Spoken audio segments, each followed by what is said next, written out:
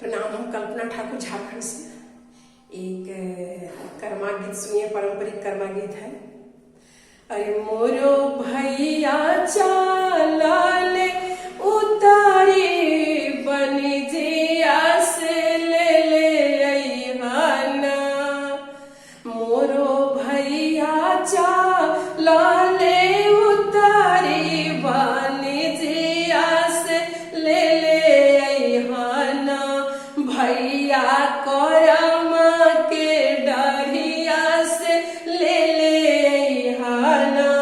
भैया करमा के गछिया से ले अइहाना।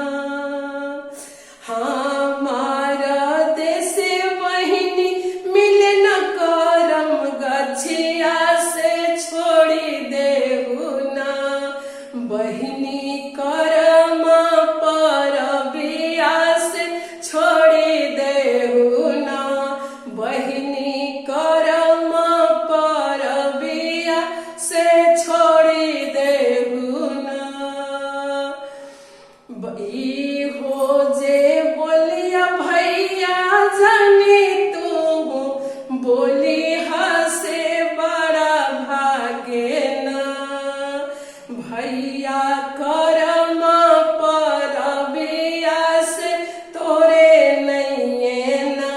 भैया करमा परबिया से तोरे नइये ना। भूखल हिये भैया करमा परबिया से ले अइहाना।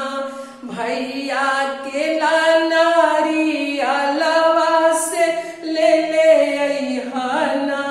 भैया लाले रंग चुनरिया से ले अइहाना। हमारा देश बहिनी मिले नाही नारियल से छोड़ी देहु ना। बहिनी करमा परबिया से छोड़ी देहु ना। ई हो जे बोलिया भैया जाने तू बोली हसे तोरे नइये ना।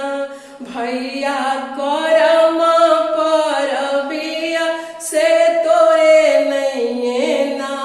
भैया करमा परबी तोहरो ला मांगब भैया आना धाना सोनावा के भाभी लागिन ना।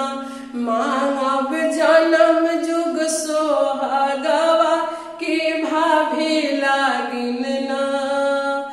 अपना ला मांगब भैया छोटका भतीजवा भरल रहे ना।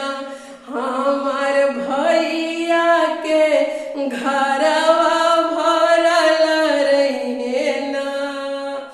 भरल रहे मोरा नैहर ससुरवा भरल रहे ना। राउर बहिन के सुहागवा अमर रहे ना। उनकर गोदी के लालनवा अमर रहे ना।